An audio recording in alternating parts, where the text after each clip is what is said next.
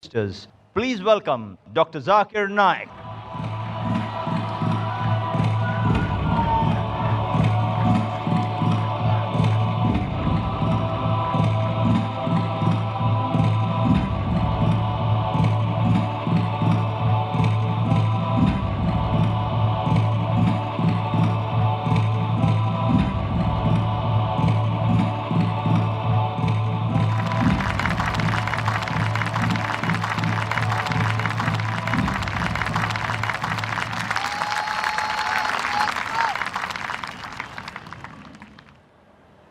Alhamdulillah. Wassalatu wassalam ala rasulillah wa ala ali wa sahbihi ajmain. Amma ba'd. A'udhu billahi minash shaitanir rajim. Bismillahir rahmanir rahim. Afala yatadabbaruna al-Quran. Walau kana min indi ghairillah lawajadu fi ikhtilafan kaseera. Bismillahir rahmanir rahim. Sanurihim ayatina fil afaqi wa fi anfusihim hatta yatabayyana lahum annahu al-haq. Aw lam yakfi bi rabbika annahu ala kulli shay'in shahid. Rabbi shrah li sadri wa yassir li amri wahlul 'uqdatam min lisani yafqahu qawli. My respected elders and my dear brothers and sisters, I welcome all of you with the Islamic greetings. Assalamu alaikum wa rahmatullahi wa barakatuh. May peace, mercy and blessings of Allah subhanahu wa ta'ala, of Almighty God, be on all of you. The topic of this evening's talk of mine is the Quran God's word? Many people have a misconception that Islam is a new religion that came into existence 1400 years ago, and Prophet Muhammad, peace be upon him, is the founder of this religion. In fact, Islam is there since time immemorial, since man set foot on this earth. And Prophet Muhammad, peace be upon him, is not the founder of this religion, but he is the last and final messenger of Allah subhanahu wa ta'ala, of Almighty God, to whom was revealed the last and final message, the glorious Quran. All the messengers that came before the last and final messenger, Prophet Muhammad, peace be upon him, they were only sent for a particular group of people. And this message was supposed to be followed only by that group of people for a limited time period. Since all the other revelations were meant only for a particular group of people and was meant for a particular time period, the miracles performed by the earlier messengers, by the earlier prophets, for example, the parting of the sea, giving life to the dead, it satisfied the people of that time. But today, we cannot go back in time to examine these miracles, to verify these miracles. But Prophet Muhammad, peace be upon him, he was not sent only for the Muslims or only for the Arabs. The glorious Quran says in Surah Anbiya, chapter number 21, verse number 107, وَمَا أَرْسَلْنَاكَ إِلَّا رَحْمَةً لِلْعَالَمِينَ, that we have sent thee not but as a mercy to all the creatures, as a mercy to the whole of humanity, as a mercy to all the worlds. Since Prophet Muhammad, peace be upon him, was not sent only for the Muslims and the Arabs, but he was sent for the whole of humanity, and he was the last messenger, the miracle that was given to him is not time-bound. The miracle that was given to him should satisfy the people at that time, even today, as well as till eternity.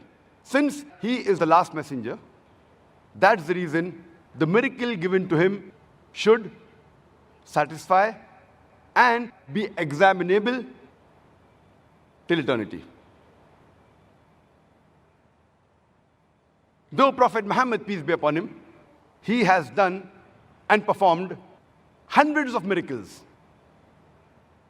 but he never emphasized them. And we Muslims, we mainly boast of his ultimate miracle, that is the glorious Quran, which is the last and final revelation of Allah subhanahu wa ta'ala, of Almighty God, to the last and final messenger, Prophet Muhammad, peace be upon him. And it is a miracle of all times. It could satisfy the people of that time. It can even satisfy today until the last day. It could be verified and examined that time. It can even be verified today, and inshallah, it can be verified and examined even till the last day. That's the reason it is the miracle of miracles. As far as the Quran is concerned, any human being who has the slightest knowledge of the Quran, irrespective whether he is a Muslim or non-Muslim, he will agree that the Quran was first recited by a man by the name of Muhammad, peace be upon him, who was born in the city of Arabia, that is Mecca. There is no difference of opinion amongst anyone who has the slightest knowledge of the Quran, irrespective whether he is a Muslim or non-Muslim.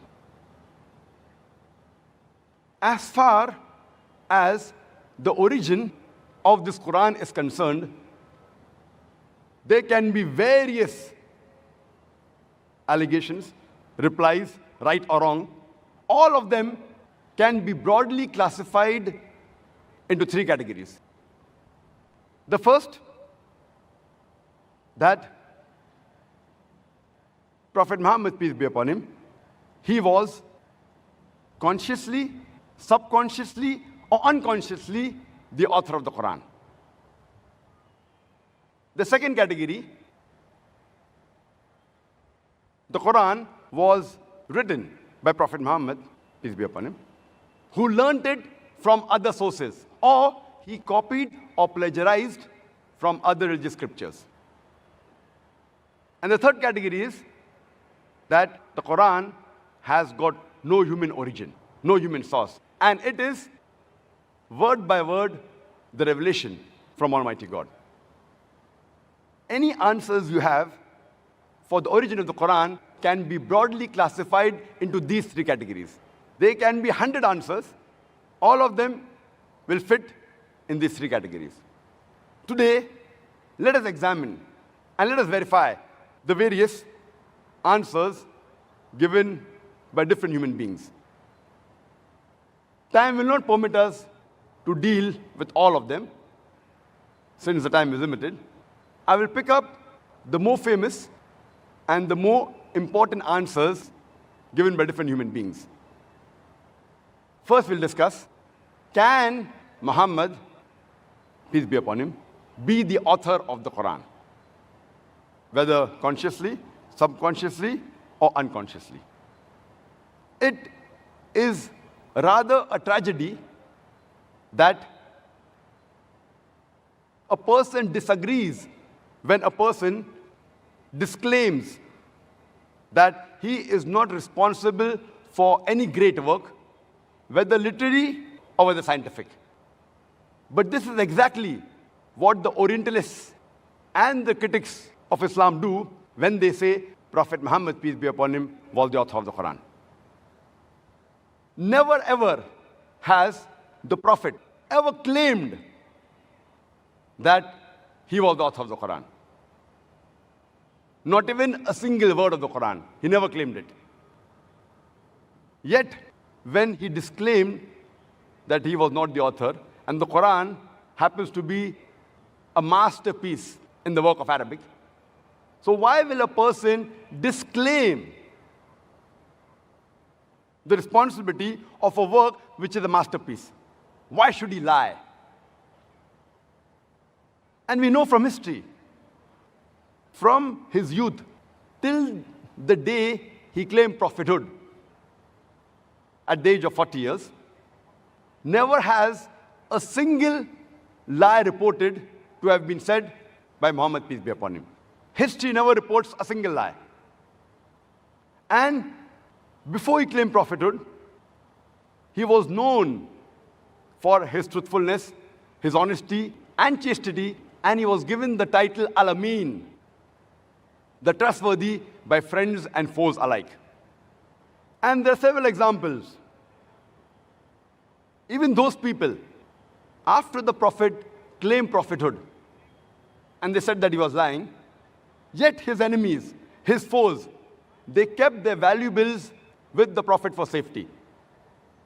And this is known when the Prophet migrated from Makkah to Medina, and he told his nephew, Hazrat Ali, may Allah be pleased with him, that give these valuables to the rightful owners. Even his foes, even after they said he lied, yet they trusted him and kept the valuables with him. Why? And we have the example that Abu Sufyan, who was the chief of one of the tribes of Makkah, when he went to Emperor Heraclius and asked him for support against the Prophet, and when the emperor asked him that, do you know of any instance in which the Prophet lied? Or has he done any injustice? And Abu Sufyan, even though he was the enemy of the Prophet that time, he had to reply no. So why should a person with such honesty and trust and chastity, why should he lie? Let us analyze the various claims made by Orientalists and the critics of Islam against Prophet Muhammad, peace be upon him. We'll just discuss the major ones. One of the claims made by the critics of Islam is that the Prophet, he lied that he was not the author of the Quran and said it was Almighty God for material gains. We know that there are many men who claim to be prophets, who claim to be preachers, who claim to be saints in order to lead a luxurious life. And we have hundreds and thousands of examples in this world today also. But if we see the lifestyle of the Prophet, he led a more luxurious life before he claimed prophethood than after he claimed prophethood. He was married at the age of 25 to a rich lady by the name of Khadija, may Allah be pleased with her. And his life after claiming prophethood was unenviable. So if he did it for money, his life should be better after claiming prophethood. Like we see today, those people who claim to be prophets and saints and sages. Furthermore, we have records in several Sahih Hadith, including the Hadith narrated by An-Nawawi in Riyadh al-Salihin, Hadith number 492, that one of his wives, Hazrat Aisha, may Allah be pleased with her, she said that there were times when fire was not lit in the house for a month or two, indicating that food was not cooked for a month or two in the house. And we only survived on dates and water, and sometimes milk given by the neighbors. There are various instances, and even verses mentioned in the Quran, that the life was so simple, though he had all the power, he was the leader, he could have led the most luxurious life in the whole of Arabia. That's the reason that there was an occasion when his wives, they protested. And they said that what is the need for us to lead such a life when we can live a much comfortable life? Immediately, there was a revelation sent by Almighty God in Surah Ahzab, chapter number 33, verse number 20 and 29, where it says that, O Prophet, tell your consorts, tell your wives, if they care for the enjoyment of this world and the glitter of this world, I will set you free to enjoy this world and give you a handsome reward. But if you care for the life in the hereafter, you will be rewarded in the next life. That means the wives, they objected that why should we lead such a simple life when we can lead at least a much better life? And immediately the wahi was revealed. But natural wives of the Prophet, then they asked for forgiveness. And they preferred the life in the hereafter than this world. We have the example in the Hadith of Riyadh al-Salihin, Hadith number 465 and 466, where the Bilal, may Allah be pleased with him, said that whenever the Prophet received any gifts, he never kept it for himself. Neither did he keep it for the future and he gave it away to the poor people? And it is mentioned in this very same Quran, in Surah Baqarah, chapter number 2, verse number 79. فَوَيْلٌ لِلَّذِينَ يَكْتُبُونَ الْكِتَابَ بِأَيْدِيهِمْ ثُمَّ يَقُولُونَ هَذَا مِنْ عِنْدِ اللَّهِ لِيَشْتَرُوا بِهِ ثَمَنًا قَلِيلًا فَوَيْلٌ لَهُم مِّمَّا كَتَبَتْ أَيْدِيهِمْ وَوَيْلٌ لَهُم مِّمَّا يَكْسِبُونَ. Woe to those who write the book with their own hands and then say, this is from Allah, this is from God, to traffic with it for a miserable price. Woe to those for what their hands do write and what they gain therefrom. Now imagine if the Prophet would have lied that this book is from Almighty God, and when actually he was the author, there were high possibilities that one day he would have been exposed. And he would be cursing himself in the same book. That woe to those who write the book with their own hands and then say, this is from Allah. If he would have written the Quran and attributed to Almighty God, would have ever mentioned such a verse in the Quran. There are some critics who say that maybe the Prophet attributed the Quran, though he was the author, because he wanted fame, status, glory, as well as leadership. According to Michael H. Hart, he writes in his book, The 100 Most Influential Persons in the History of Humankind, and he analyzes all the human beings from Adam, peace be upon him, till the present time. And undisputedly, he puts Prophet Muhammad, peace be upon him, as number one, as being the most influential person in the history of humankind. So if he wanted to become a leader, he didn't have to claim that the Quran was from God, if he actually was the author. And Michael H. Hart, he gives reasons for each person, why did he give him number one, number two, number three, etc. And at the end of the biography says that it was the indisputable secular and religious influence of Prophet Muhammad, peace be upon him, that makes him the undisputable number one person to have the most influence in human history. Prophet Muhammad, peace be upon him, if he wanted glory, fame, power, leadership, he was so eloquent. He had all the qualities. He did not have to falsely attribute the Quran to Almighty God. He had all the abilities.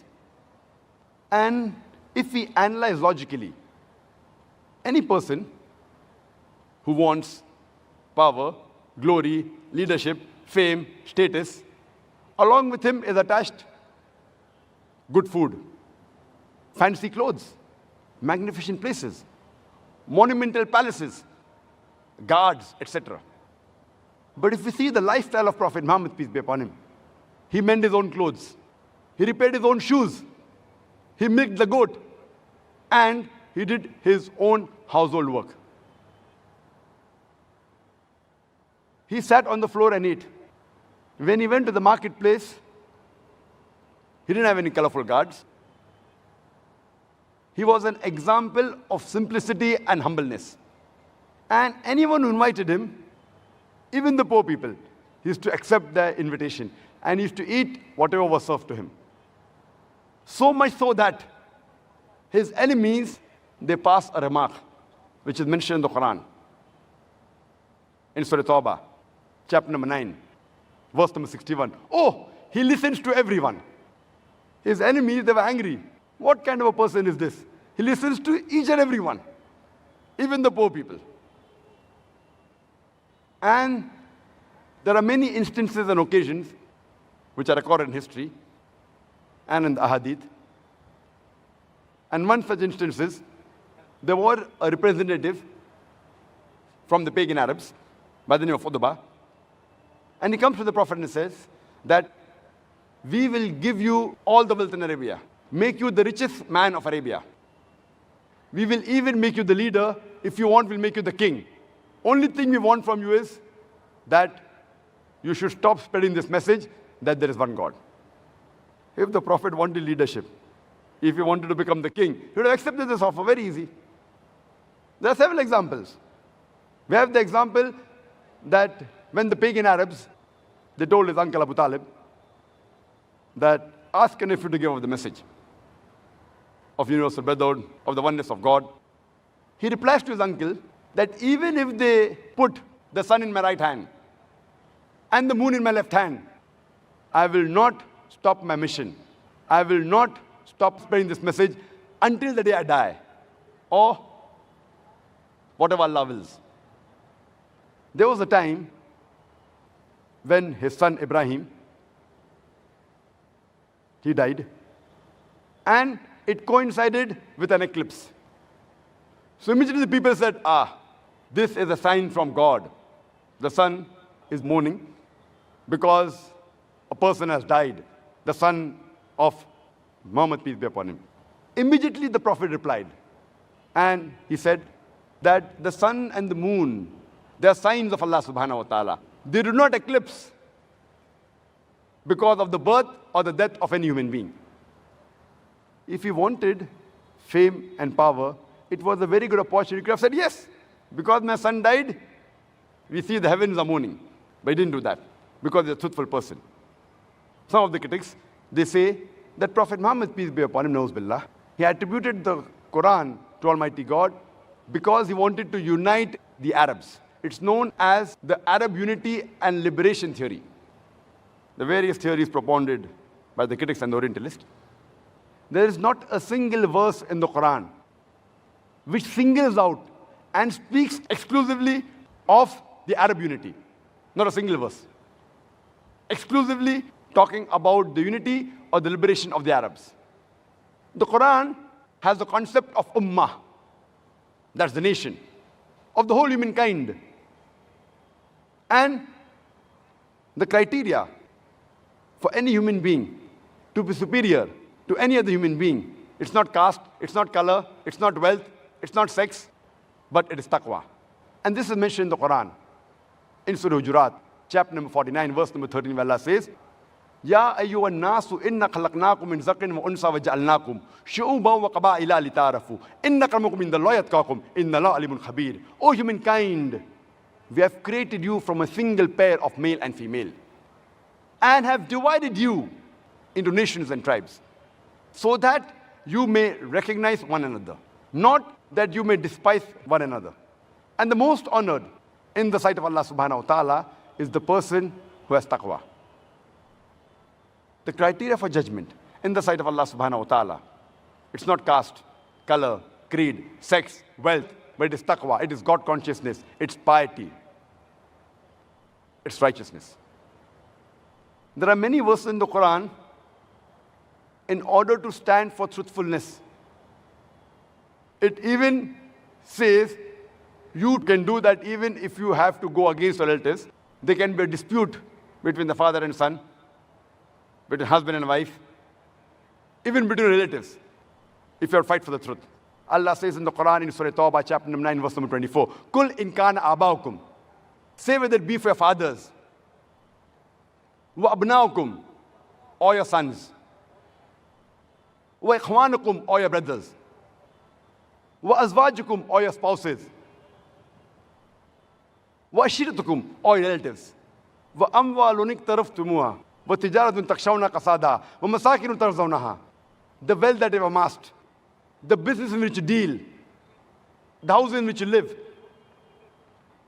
Allah says that if you love all these 8 things, your fathers, your sons, your brothers, your spouses, your relatives, the business in which you deal, the house in which you live, the wealth you have amassed, Allah continues. Ahabba ilaykum minallahi wa rasulihi wa jihadin fi sabilihi. If you love all these things more than Allah, His Rasul, and doing jihad, striving the way of Allah subhanahu wa ta'ala, Allah says, fatarabbasu, wait. Hatta ya'ti Allahu bi amri. Wallahu la yahdil qawmal fasiqin. Wait until Allah brings His decision unto you.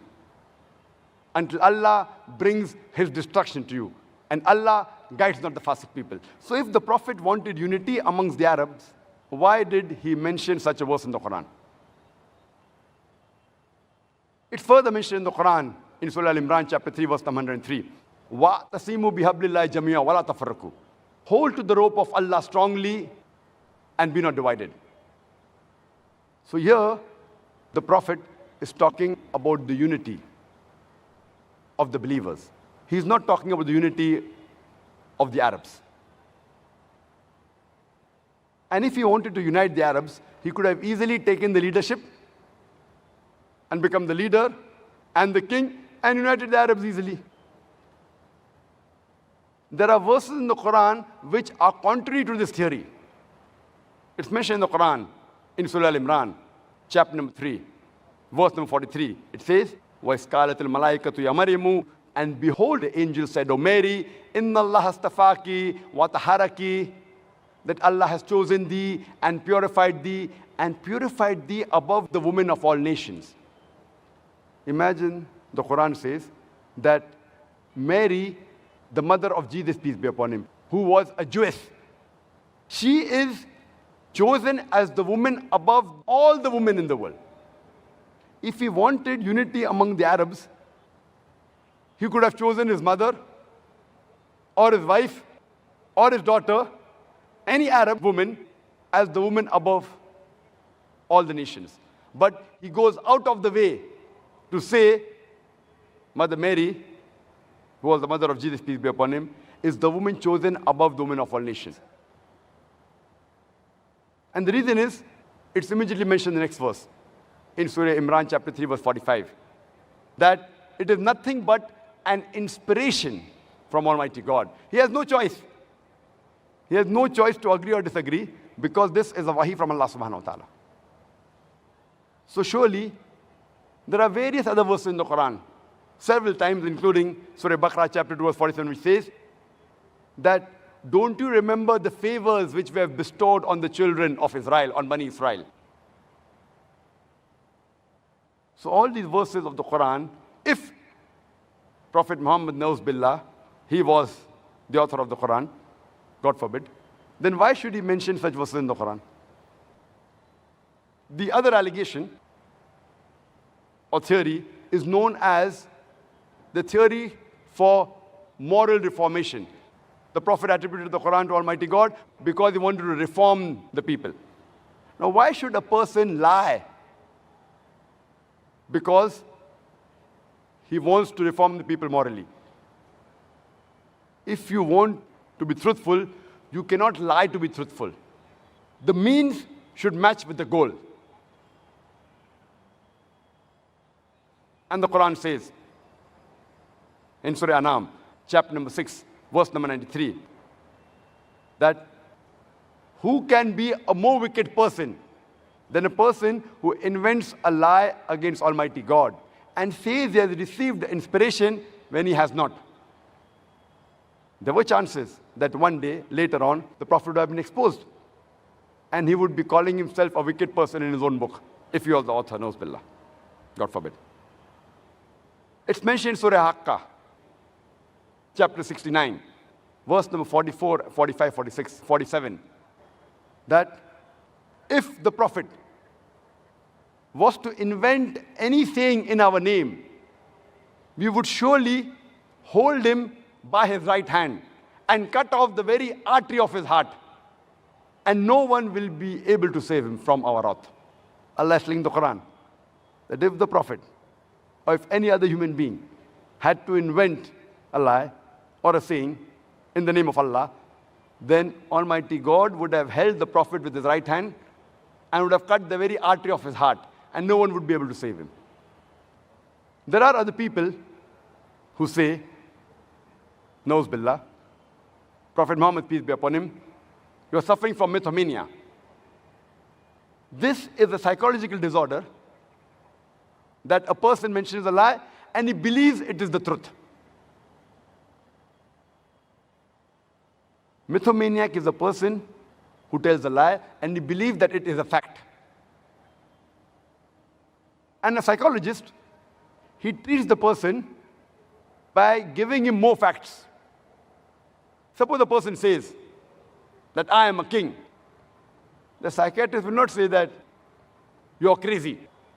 The psychiatrist will say, you are a king? Where is the queen? So the mythomaniac will say, the queen has gone to her mother's place. Where is the minister? The minister has died. Where are your guards?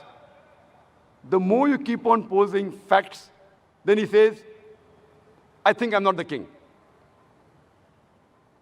And if you analyze the Quran mentions about facts, keeps on giving facts and figures, facts, mentioning about historical things.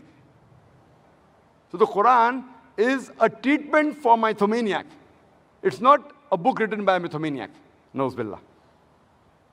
Furthermore, there are some critics who say, and they believe in the religious illusion theory, saying that Prophet Muhammad, peace be upon him, he wrote the Quran from his knowledge, from his experience, from various events and surroundings, without knowing that he was actually the author of the Quran. Some say that Nauz billah, God forbid, he was a crazy person. Now, no person who has an illusion or no person who's crazy can be so firm and accurate constantly for a period of 22.5 years. The Quran wasn't revealed in one shot or in one day or at one moment. It was revealed over a period of 22.5 years. No person who has an illusion or has a visionary can be so constant for a period of 22.5 years. And there are various occasions. For example, in Surah Kahf, chapter number 18, verse number 22. When the people asked about the story of the people of the cave, or about Zulkarnain, he said, I will answer you tomorrow. But the Prophet could not give the answer tomorrow. He kept on postponing it for 15 days until a revelation came in Surah Kahf, chapter number 18, verse number 23-24, that, O Prophet, never say, I will do tomorrow without adding, Inshallah, if Allah wills. Imagine for 15 days, the Prophet was in tension, he was sad, that why isn't the wahi coming? So then Allah sends the wahi, that do not say, I will say tomorrow, without saying Inshallah, that if Allah wills, if God wills. And if he wrote it from his mind, he would have immediately given the answer or given the answer next day. So because there was a delay, many people accepted Islam and they realized that this cannot be a handiwork of a human being. It has to be a revelation. And that verse is included even today in the Quran. If a person who writes the Quran, why should he mention such a verse in the Quran? Indicating that Prophet Muhammad, peace be upon him, was not crazy and he had no illusion. There are another group of people who say the Prophet was crazy. Then we prove him. How can he be crazy? Then they say no, that he was a liar. And we prove he's not a liar. Then they say he was both. A person can either be crazy or a liar, but he can never be both. Because a crazy person, when you ask him a question, he immediately gives a reply whether logical or not. A liar will think and try and give an answer which is correct. So both are contradicting. And we know that the Prophet was neither of the three. Neither crazy, neither liar, neither both. So surely, with all these replies, we can surely realize that Prophet Muhammad, peace be upon him, he was not the author of the Quran. Let's discuss the second category, that the Prophet, he learned it from other sources, or he copied or plagiarized from the other religious scriptures. There are various allegations made by non-Muslims and the critics of Islam that the Prophet, he learned the Quran from a Roman blacksmith who was just living in the outskirts of Makkah. Allah subhanahu wa ta'ala sends a revelation in Surah Nahl, chapter number 16, verse number 103. We know that they say that you learned it from someone, but do they not know that his language is foreign and this Quran is Arabic pure? The Roman blacksmith, he could hardly speak Arabic. He was a foreigner. And you are saying that Prophet learned it from him, and this Quran is a book written in Arabic which is so pure and eloquent. It is like someone saying that a Chinese man who does not know English, he has taught Shakespeare to write the book. There are other allegations that Prophet Muhammad, peace be upon him, he learned the matter of the Quran from Warqa.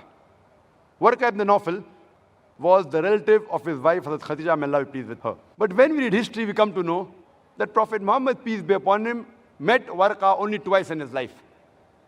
Once, before he claimed prophethood, when he was worshipping the Kaaba, and he kissed the forehead of the Prophet. And the other time, when the first wahi was revealed to the Prophet, and when the Prophet was scared and shivering, his wife takes him to Warqa, only on 2 occasions.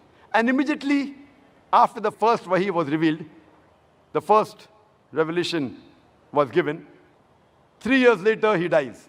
And this Quran continued to be revealed for 22.5 years.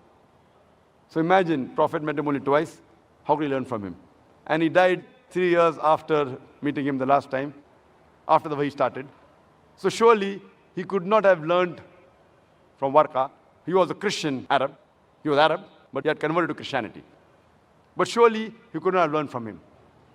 There are some people who say that the Prophet, he learned about the Quran from the Jews and Christians when he spent time with them. We know that the Prophet gave dawah to the Jews and Christians after going to Medina, 13 years after the revelation started. So surely he could not have learned from them. And in the discussions, it was the Prophet who was giving them information, not the vice versa. And many of the people who he discussed with, many of them accepted Islam. So it was the Prophet who was helping them, not they were helping Prophet. Furthermore, some people say that maybe learn from people outside Arabia. And we know that Prophet Muhammad, peace be upon him, he went outside Makkah before claiming prophethood only thrice. Once to Medina at the age of 6. Second time between the age of 9 and 11, he goes along with his uncle to Syria for a business trip. And he goes at the age of 25 to Syria when he takes the caravan of Hazrat Khadija, may Allah be pleased with her. He only goes outside Makkah thrice. So to say that he went outside thrice and he learned everything of the Quran in these 3 occasions is absurd. Furthermore, we realize it's illogical that the Prophet could have learned from somebody else because he was so busy. He was always surrounded by the people. He was always kept busy by the people meeting him, so much so that the Quran says that give the Prophet a rest. So if he met some people, surely this thing would have been exposed in history. And the enemies of the Prophet were always keeping a watch on him. If he really met someone secretly, surely he would have been exposed. Furthermore, one historical fact that the Prophet was illiterate is sufficient to dispel all these theories that he copied from somewhere else. And Allah says in the Quran, in Surah Ankabut, chapter number 29, verse number 48, that you were not able to recite any book before this book came, nor were you able to transcribe any other book before this. Or else, the talkers of vanity would have doubted. That means, Almighty God, who has all the wisdom, he knew that people will allege that this Quran has been written by the Prophet. So, he saw to it that the last and final messenger, Prophet Muhammad, peace be upon him, was an illiterate, was ummi, not even giving a point to the critics, which is hardly big enough to even hang a fly. Allah is not even giving a small chance to the talkers of vanity, even giving the slightest excuse that someone would say that the Prophet wrote the Quran. And it's mentioned in Surah Araf, chapter number 7, verse number 157.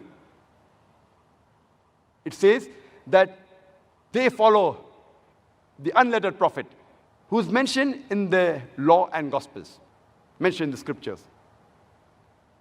Here it says that the prophet would be unlettered, illiterate.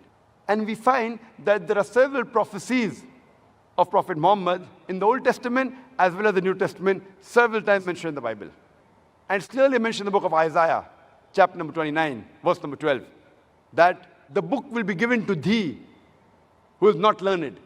And when it will be said to him, pray, read this, he will say, I am not learned. And this is exactly what happened when the first revelation, Wahi, came to Prophet Muhammad sallallahu alaihi wasallam. And when Archangel Gabriel said, Iqra, read, he replied, Ma ana biqari, I am not learned. So surely the Prophet, being an illiterate, could not have copied from somewhere else. History tells us today that the first Arabic version of the Bible,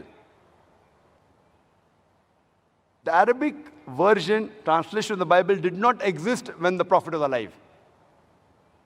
The first version of the Old Testament was written by R. Sadian Ghios in 900 CE, about more than 250 years after the death of the Prophet. And the first Arabic New Testament was written or translated by Erpenius in the year 1616, about 1,000 years after the demise of the Prophet. So where is the question of the Prophet copying from the Bible? There are many people who say that the Prophet, knows Billah, he copied the Quran from the Bible. And we do agree that there are similarities between the Bible and the Quran. No, just because there is similarities between the Bible and the Quran, that does not mean the Quran has been copied from the Bible. There is a possibility that both of them have one common source. And we know that the source of all the revelations was one true Almighty God. Suppose a student A, in the examination, he copies from the textbook of science. And student B also copies from the textbook of science. That does not mean B has copied from A or A has copied from B. Both copied from the original source, the textbook of science. Similarly, the source of all the revelations, it is Almighty God. And furthermore, if anyone copies from someone, he will never write the name of the person who he has copied from. The Quran gives due respect to Prophet Jesus, peace be upon him. If he had copied from the Bible, why should he give respect to Jesus, peace be upon him? If a person copies from his neighbor, he will not mention that my neighbor is a good person or my neighbor is very intelligent in science. So if the Prophet copied from the Bible, why does he give due respect to Moses, Jesus, peace be upon him, and all the prophets? If we say that the Quran has been copied from the Bible because there are common points, then we can say that Jesus Christ, peace be upon him, knows Billah, he has copied from the Old Testament because there are similarities between the Old and the New Testament. We know that the similarities are because both have a common source, that is one Almighty God. We come to know that in Islam, there are 4 revelations: the Torah, the Zabur, the Injil, and the Quran. The Torah is the Wahi, the revelation which was given to Moses, peace be upon him. The Zabur is the Wahi, the revelation given to David, peace be upon him. Injil is the Wahi, the revelation given to Prophet Jesus, peace be upon him. And the Quran is the last and final revelation which was given to the last and final messenger, Prophet Muhammad, peace be upon him.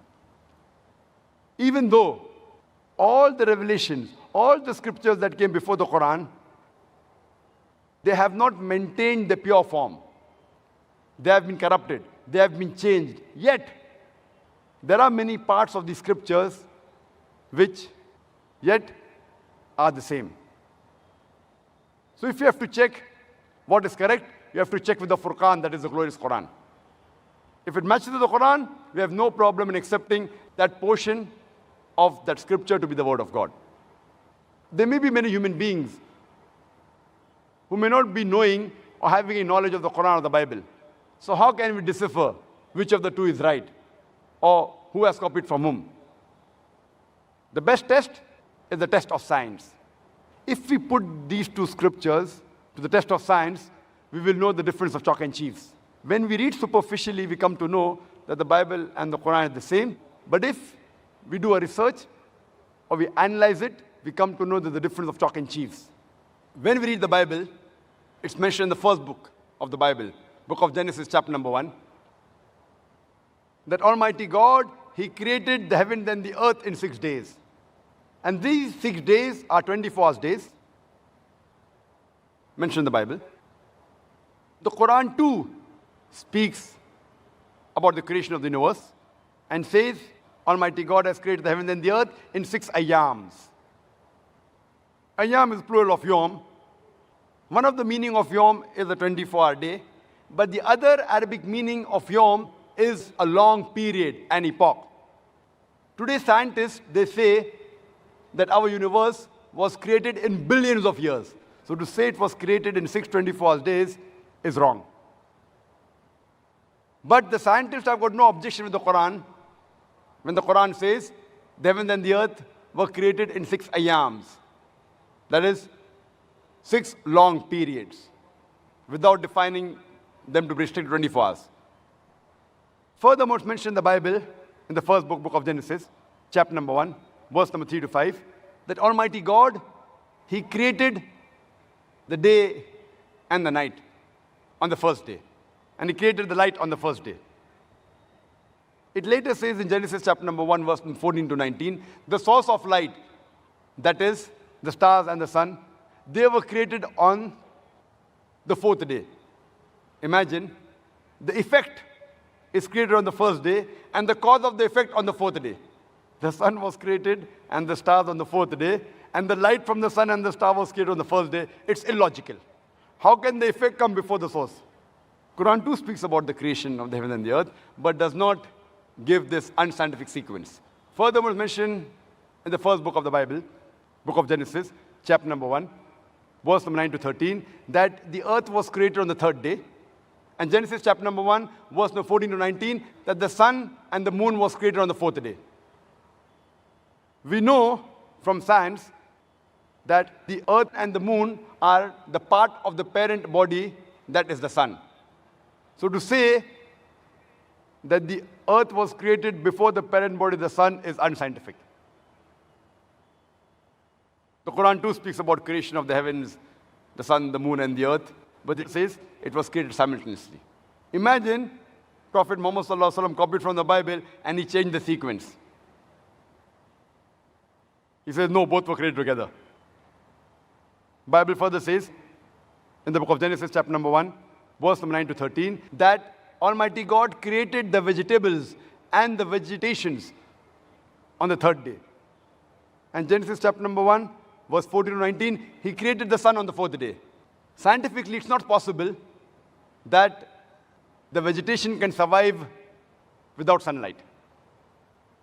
It's totally unscientific. Furthermore, the Bible says in Genesis chapter number 1, verse number 16, that Almighty God created 2 great lights. The greater light, the sun, to rule the day, and the lesser light, the moon, to rule the night. So the Bible says the light of the sun as well as the light of the moon is its own light. The Bible says the light of the moon has its own light. But the Quran says in Surah Furqan, chapter number 25, verse number 61, the light of the moon is not its own light, it's a reflected light. So imagine the Prophet copied from the Bible and he made corrections. Not the own light, it is a reflected light. It's not humanly possible. Only one who has this knowledge is Almighty God.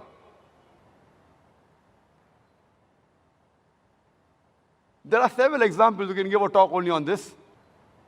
And I had a debate with Dr. William Campbell on the topic, the Quran and the Bible in the light of science. And there, I've mentioned many unscientific points mentioned in the Bible. Time does not permit me to go into details. The various unscientific things mentioned in the Bible, which is not mentioned in the Quran. For example, according to the Bible, Adam, peace be upon him, he came into existence about 5,800 years before. Science tells us that the human beings came into existence millions of years before. The Quran too speaks about Adam salam, but does not give a date.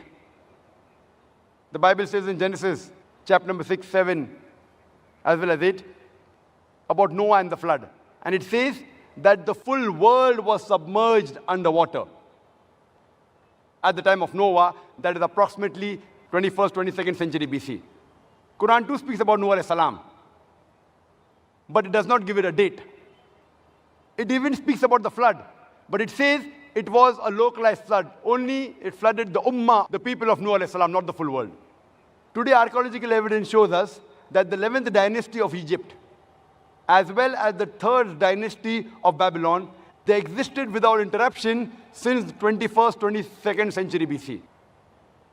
So archaeological evidence says that what is mentioned in the Bible is totally wrong. There are various examples, we can give hundreds, time does not permit. So surely, this Quran has not been copied from the Bible. Neither it has been forged. As mentioned in the Quran in Surah Sajda, chapter number 32, verse number 1 and 2. It says that, do they say he forged it? Nay, it is the truth from the Lord, so that he may give admonition to the people to whom no warner has come in the past. So surely, we can undoubtedly say that neither Prophet Muhammad, peace be upon the author of the Quran, neither did he copy or plagiarize or learn it from any other source. Furthermore, we know that the glorious Quran, unlike other religious scriptures, or unlike other story books which are written by human beings, it has a particular beginning. Once upon a time, foxes and the grapes.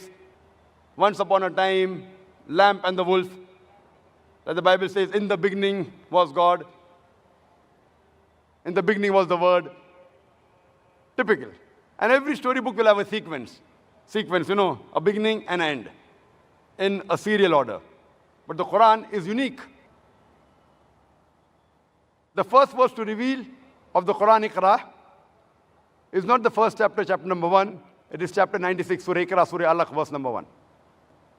It doesn't have a sequence. It does not start with Adam alayhi salam, and then it continues and goes to Nuh alayhi salam and Musa alayhi salam, then Jesus, peace be upon him, then Muhammad, peace be. No. It has a unique sequence. It does not work like a human mind, because the author is not a human being. Furthermore, there are unknown things mentioned in the Quran. Along with it, there is a challenge saying that you do not know it. For example, it's mentioned in the Quran in Surah Hud, chapter number 11, verse 49, saying that you did not know this before, neither the people amongst you knew it. It gives the information and says, "O Prophet, you did not know it, not even your people knew it." It's mentioned in Surah Yusuf, chapter number 12, verse number 2, that none amongst you knew it, neither the Prophet knew it. Imagine the Prophet saying, when the Quran was revealed in Arabia, he's telling to the Arabs, neither I knew it, neither you did not know it. Any Arab could have got up, he could have said that I am an Arab and I know this answer. This I knew it before.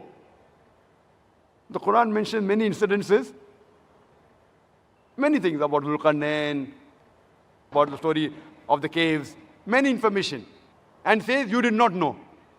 Which human being who can write this book and say you did not know it before? Indicating this does not have a human origin. Furthermore, some people say that the Quran is a deception. When we ask them, what is the origin of the deception? They give no answer. Can you point out a single deception in the Quran? They cannot answer. So how can you say something which you cannot logically prove? There are some people who tell a false thing, who make a false statement, and they fool themselves by sticking to it. For example, suppose there's a person who thinks Mr. A is an enemy. He thinks. He does not have any logical proof. He has no reason, but he thinks, he falsely believes that Mr. A, he is my enemy. The moment he meets Mr. A, that person starts behaving like an enemy to Mr. A. Now, Mr. A, being a human being, he retaliates. Why is he treating me as an enemy? He retaliates. The moment Mr. A retaliates, the person says, didn't I tell you? He's my enemy. See, they're retaliating to me. So you make a false statement, and you fool yourself by sticking to that statement. This is what the critics of Islam do. They make a false statement, and they fool themselves by sticking to it. Furthermore, the Quran, it believes in reasoning. And there are several verses which talk about reasoning. You can analyze it. You can discuss the matter of the Quran. Several places, including Surah Ibrahim, chapter number 14, verse 52, that here is the message for mankind. Let them take warning therefrom. Let them know there is one God. Let the men of understanding take heed. Many Muslims think that the Quran discourages reasoning. It discourages arguing with people. It discourages discussing about the Quran with others and religion with others. In fact, the Quran encourages that you have to discuss with the other human beings. You have to argue with the other human beings. It's mentioned in the Quran in Surah Nahl, chapter number 16, verse number 125. "Udu ila sabili rabbika bil hikmah wal ma'azit al hasna wajadilum billati ahsan." Invite all to the way of their Lord with wisdom and beautiful preaching, and argue with them and reason with them in the ways that are best and most gracious. Quran encourages reasoning and arguing and discussing, but with hikmah and husna, in ways that are best and most gracious. There is something known as exhausting the alternatives. There is a concept known as exhausting the alternatives. The Quran says, this is from God. If you don't believe in it, you tell me what it is from. You tell me from where it is. The Quran says, this book is from God. The book is from Allah.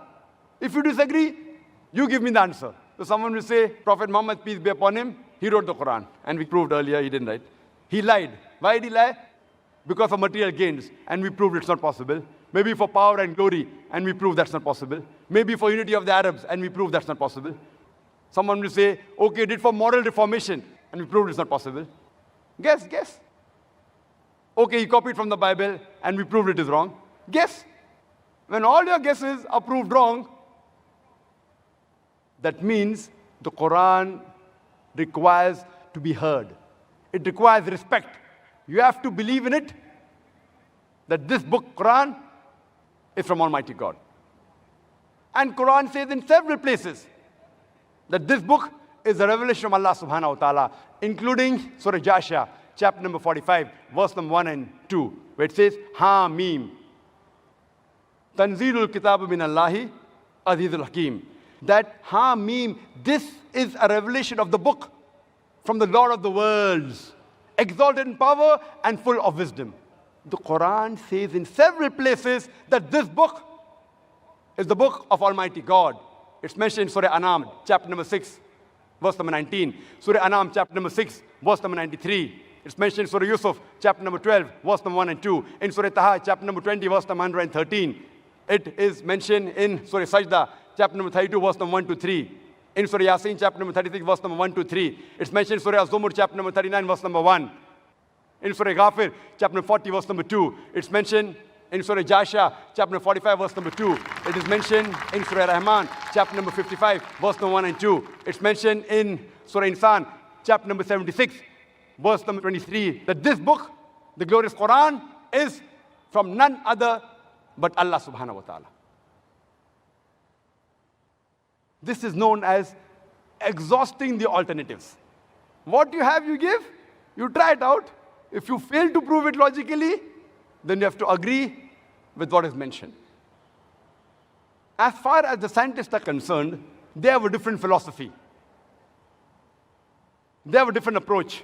This approach is known as the falsification test. The scientists, they are so busy. There are so many new theories coming about. They don't have time to analyze it. They say, if you have a theory, first give us a way to prove your theory wrong. If you come about with a new concept, first give us a way, show us a way how to prove your theory wrong. Albert Einstein, in the beginning of the 20th century, he proposed certain things. How does the universe work? Along with it, he gave 3 ways how to prove his theory wrong. The scientists, they examined for 6 years, and then they agreed it was right. Now, anyone who gives a falsification test, it deserves to be heard.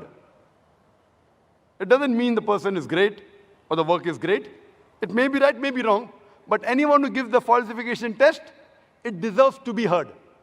There are innumerable falsification tests mentioned in the Quran. You want to prove the Quran wrong? It is very easy, you try it out.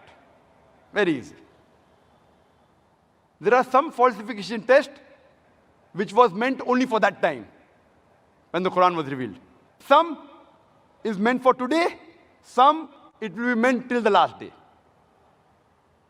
I'll just mention about 4 or 5 because of lack of time. One very good example is about the story of Abu Lahab. Abu Lahab, he was the uncle of the Prophet Muhammad Sallallahu Alaihi Wasallam, and he was given this nickname, Abu Lahab, the father of the flame, and he was one of the staunchest enemies of the Prophet. Whenever he saw anyone speaking with the Prophet, he used to wait. Moment the Prophet left, he used to go to the man and ask him, what did the Prophet say? Did he say black? It is white. Did he say day? No, it is night. He used to speak the opposite. He was one of the staunchest enemies of the Prophet. He went out of the way, he even lied many a times just to prove the Prophet wrong. Now there's a surah in the Quran by the name Surah Lahab, chapter number 111, which all of us know very well. It's recited many times in the Salah, Tabbat Yada Abi Lahab wa Tab, etc. In this surah it is mentioned that Abu Lahab and his wife, they will burn in the hellfire, indicating they will never become Muslims. They will never ever accept Islam. Now this surah was revealed about 10 years before the death of Abu Lahab. When this surah was revealed, only thing Abu Lahab had to do was accept Islam, and the Quran would have been proved wrong. Not actually. Many of his companions who were his friends, in the span of 10 years, they accepted Islam. Abu Lahab, later on, after 10 years, he died in the Battle of Badr. 10 years he had time. The Prophet was constantly reminding him for 10 years, you accept Islam, and the Quran would be proved wrong. So easy. Only thing he had to do was say, I am a Muslim. Finish. Not that he had to behave like a Muslim. Not that he had to offer salah. Only thing he had to say, I am a Muslim, and finish. The Quran would have been proved wrong. So easy. Very easy. He had lied many times against the Prophet. He had to lie once again, and the Quran would have been proved wrong. But he could not, because the author of the Quran is Almighty God. He knows that Abu Lahab will never accept Islam. Falsification test. 10 years. There's another falsification test. Many, many are there. It's mentioned in Surah Baqarah, chapter number 2, verse number 94 and 95. There was a group of Jews who were having a confrontation with the Muslims. And they say that the last home with Allah is only for us. So Allah says in Surah Baqarah, chapter 2, verse 94 and 95, that if they say the last home with Allah is only for them, so ask them to call for death. If you say that surely the last home with Allah, Akhirat, is for you, then call for death. And the verse continues, they will never call for death. Never. Only thing these Jews had to do to prove the Quran wrong was say, I want to die. So easy. Not that they had to die. Not that they had to commit suicide. Not that they had to stab themselves. Only thing they had to say is, I want to die. So easy. To prove the Quran wrong, you want to say, I want to die. 4 words, Quran will be proved wrong. Allah continues in Surah Baqarah, chapter 2, verse 95 and 96. They will never call for death, even if 1,000 years was given to them. So easy. So easy to prove the Quran wrong. Now these two falsification tests were falsification tests of the past. Now you'll ask me, Brother Zakir, today I want to prove the Quran wrong. How can I prove it wrong today? Can I do it today? Yes, everyone has a chance. Allah says in Surah Ma'idah, chapter number 5, verse number 82, that for the believers, the closest to the believers are those people who say, that we are Christians. And the furthest away, the staunchest enemies are those who say we're Jews and pagans. The Quran says the staunchest enemies of the believers are the Jews and the pagans. And the closest to the believers are those who say we are Christians. As a whole, the Quran is talking as a whole. There are many Jews who have accepted Islam. There may be few Jews who are better than the Christians, but as a whole, the Quran says the Jews are the enemies of the Muslim as a whole. And the Christians are closer. Only thing to prove the Quran wrong, now all the Jews of the world, they get together and they plan. Okay, let's be good to the Muslim for a few years, or 2-3 years. Better than the Christians. Quran is proved wrong. So easy. All the Jews of the world get together. For 3-4 years, we'll be good to the Muslims. And then we'll say this verse of the Quran, Surah Ma'idah, chapter number 5, verse number 82, is wrong. They will never do it. They will never be able to do it. Easy. There are other falsification tests. You will say, I'm not a Jew, but I want to prove the Quran wrong. How can I prove it? Allah has given everyone a chance. Allah says in the Quran, in Surah Isra, chapter number 17, verse number 88, do they say he forged it? Try and produce a Quran like unto it. I mean, do you say the Quran is forged? Try and produce a Quran like it. The same challenge is repeated in Surah Tur, chapter number 52, verse number 34. Allah challenges that try and produce a Quran like it, and you'll never be able to do it. Even if all the jinns and the humankind gather together, they will never be able to produce the like of the Quran without the help of Allah. It's a challenge. Now Allah makes the challenge easier. Allah says in Surah Hud, chapter number 11, verse number 13, do they say he forged it? Produce 10 surahs forged like unto it. Not the whole Quran. Difficult? Forget it. That challenge is difficult. Produce 10 surahs like the Quran. And call forth for help anyone besides Allah. And you'll never be able to do it. Allah makes the challenge easier, much easier. In Surah Yunus, chapter number 10, verse number 38. Do they say he forged it? Produce one surah like it. One. Not the whole Quran, not 10 surah, one surah like it. And call forth for help anyone who you want besides Allah, and you'll not be able to do it. No response. Now Allah makes the test much easier. Allah says in Surah Baqarah, chapter number 2, verse number 23 and 24. Allah says, وَإِن كُنْتُمْ فِي رَيْبٍ مِّمَّا نَزَّلْنَا عَلَى عَبْدِنَا. And if you are in doubt, as what we have revealed to our servant from time to time, فَأْتُوا بِسُورَةٍ مِّن مِّثْلِهِ. Produce a surah somewhat similar to it. Mim misli. It's not misli. Mim misli means somewhat similar. Not exactly like the Quran. Try and produce one surah somewhat similar to the Quran. Mim misli. Wad'u shuhada'akum min dunillah in kuntum sadiqin. Call forth for help and witnesses. Anyone you want besides Allah, if you speak the truth. فَإِن لَمْ تَفْعَلُوا. But if you cannot, وَلَن تَفْعَلُوا. And of a surety you cannot. And be prepared for the fire whose fuel is men and stones. You will not be able to do it, and of a surety you cannot do it. And be prepared for the fire whose fuel is men and stones. This is a challenge. Try and produce a surah somewhat similar to it. Now you'll tell me, but natural, if it is a test, you have to produce a surah in Arabic. So you'll say, Brother Zakir, I don't know Arabic, so how can I take part in this test? I said, fine. If you have produced a surah like the Quran, it has to be in Arabic. It can't be in English, can't be in French, can't be in Hindi, can't be in Urdu. Many people tried, not that they didn't try. Many, hundreds of people tried, and they failed miserably. They were able to rhyme it, but went away from reality. Many people tried, and many are available in the books. But all of them failed miserably. Now he'll ask me, Brother Zakir, I don't know Arabic. I'm not a Jew. How can I try and prove the Quran wrong? There are many falsification tests. I'll give you one more, where anyone can take part.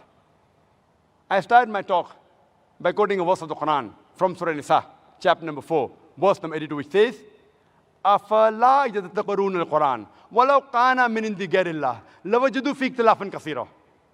Do they not consider the Quran with care? Had it been from anyone besides Allah, anyone besides Almighty God, there would have been many contradictions. So if you want to prove the Quran wrong, only thing you have to do is take out a single contradiction in the Quran.